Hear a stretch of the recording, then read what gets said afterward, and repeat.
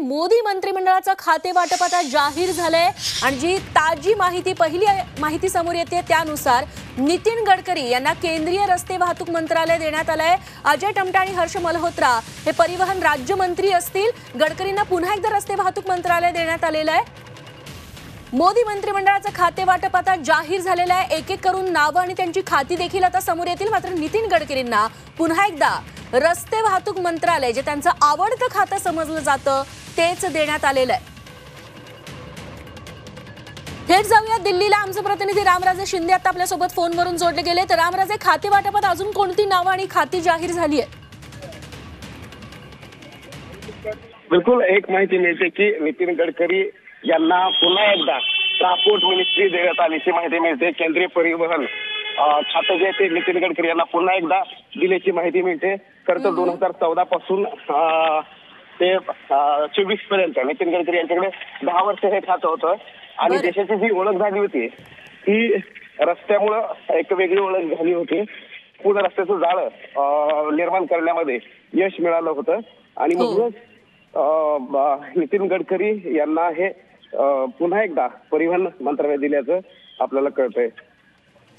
रामराजे, इतर नेत्यांना मंत्र्यांना कोणती खाती दिली आहेत याबद्दलचे तपशील कधीपर्यंत समोर येऊ शकतील?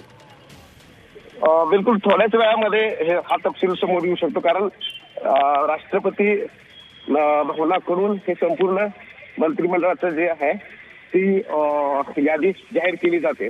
परंतु अद्याप ही यादी आलेली नाहीये। परंतु जे सूत्रांकडून माहिती मिळते तर त्यानुसारच संपूर्ण पोर्टफोलिओ जो आहे तो आता आपल्याला कळतोय।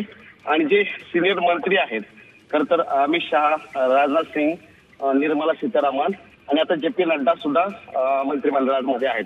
यांच्या वाटेला कोणतं खातं येते ते थोड्याच वेळात कळेल। रामराजे, एस जयशंकर यांना पुन्हा एकदा परराष्ट्र मंत्रालय देण्यात आलंय ही देखील माहिती आता समोर येतेय। बरेचसे जे मंत्री आधीची खाती सांभाळत होती तीच खाती त्यांना पुन्हा एकदा देण्यात आल्याचं सध्याचं चित्र बघायला मिळतंय।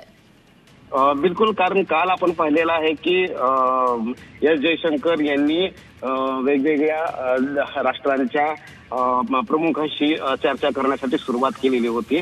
त्यामुळे एक अंदाज आला होता की एस जयशंकर यांना पुन्हा एकदा परराष्ट्र खातं दिलं जाऊ शकतं, कारण ती त्यांची एक्सपर्टी आहे आणि ते अधिकारी राहिलेले आहेत आणि इंटरनॅशनल पॉलिसी आणि इंटरनॅशनल डिप्लोमसी यांच्यामध्ये त्यांची एक्सपर्टी आहे। म्हणून त्यांच्या वाटेला पण तेच खातं दिलंय। फक्त महत्वाचं याच्यामध्ये आहे की गृह मंत्रालय कोणाकडे दिलं जातं हे आपल्याला पाहावं लागणार आहे, कारण गृह मंत्रालय अमित शहा यांच्याकडे राहणार आहे का हे सुद्धा एकदा बघावं लागणार आहे। का दुसरं कोणाकडे दिलं जातं? राजनाथ सिंग यांच्याकडे डिफेन्स होतं, तर राजनाथ सिंग यांना कोणतं खातं दिलं जातं ते पण पाहावं लागणार आहे। शिवाय जेडीयू आणि टीडीपीना सुद्धा कोणते खाते मिळतात ते पाहावं लागेल। रामराजे, धन्यवाद तुम्ही दिलेल्या सगळ्या सविस्तर माहितीबद्दल। अश्विनी वैष्णव यांना पुन्हा एकदा केंद्रीय रेल्वे खातंच देण्यात आलंय। एस जयशंकर यांच्याकडे परराष्ट्र खातंच कायम ठेवण्यात आलंय। राजनाथ सिंग यांच्याकडे देखील संरक्षण खातं कायम राहणार आहे। सोबतच अमित शहा यांच्याकडे गृह खातं कायम राहणार आहे।